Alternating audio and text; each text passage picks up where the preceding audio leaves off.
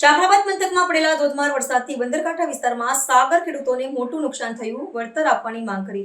જાફરાબાદ પંથકમાં પડેલા ધોધમાર વરસાદથી ગ્રામ્ય વિસ્તારોમાં પડેલા ધોધમાર વરસાદથી શહેર સહિત ગ્રામ્ય વિસ્તારોમાં ધોધમાર વરસાદ અને વીજળીના કડાકા ભડાકા પવનના સુસવાટા સાથે ધોધમાર વરસાદ પડ્યો। જાફરાબાદના કોસ્ટલ વિસ્તારોમાં તેમજ આજુબાજુના વિસ્તારોમાં ધોધમાર વરસાદથી સાગર ખેડૂતોને કરોડોનું ભારે નુકસાન થયાનું ખારવા સમાજ બોટ એસોસિએશનના પ્રમુખ કનૈયાલાલ સોલંકીએ જણાવ્યું। મારું નામ કનૈયાલાલ સોલંકી, પ્રમુખ શ્રી ખારવા સમાજ માછીમાર બોટ એસોસિએશન। સાહેબ, આજે વરસાદ આવ્યો છે તો નુકસાન આપણે બંદરમાં કેવું છે? આજે વરસાદ જે આજનો વરસાદ થયો છે એને બંદરમાં ઓછામાંથી 10 થી 12 કરોડનું નુકસાન થયેલું છે। અગાઉે જે 1 મહિનાથી માછીમારો રોજીરોટી વગરના છે એમાં વાવાઝોડા દરમિયાન અથવા જે અતિવૃષ્ટિ અને એમાં જાનહાની પણ થઈ છે।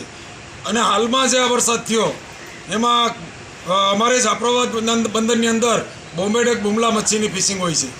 જે બુમલા મચ્છી દૂર દૂરથી લાવી અને કાંઠે લાવી અને બહેનો દ્વારા એને સુકવણી કરવામાં આવે છે।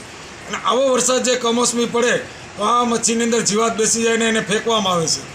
તો જે અમારી સરકારશ્રીને નમ્ર વિનંતી છે કે ખેડૂતોને અનાવૃષ્ટિ અથવા અતિવૃષ્ટિની અંદર જે રાહત મળે છે એવી રીતના માછીમારોને પણ થોડી રાહત મળે એવું સરકારે વિચાર કરવો જોઈએ।